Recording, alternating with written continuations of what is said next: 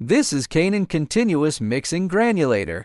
In continuous manufacturing of solid dosage forms, continuous mixing is an essential step.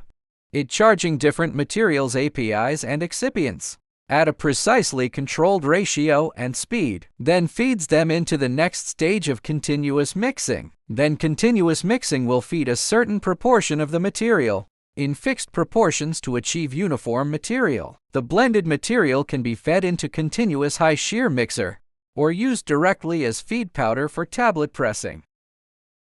Therefore, continuous mixing is an indispensable part of continuous manufacturing.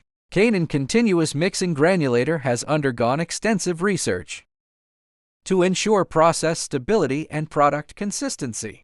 Our infrared detection system helps monitor the mixing uniformity and the API concentration ratio in real time. Products that do not meet quality requirements are automatically rejected. Meanwhile, our control system uses near-infrared detection data to automatically adjust the feeding and filling rates, ensuring they remain within standard specifications. In addition to the built-in control system, we also have designed a flexible and mobile control unit. During the entire continuous manufacturing process, operators can use this mobile control system to monitor and manage each equipment.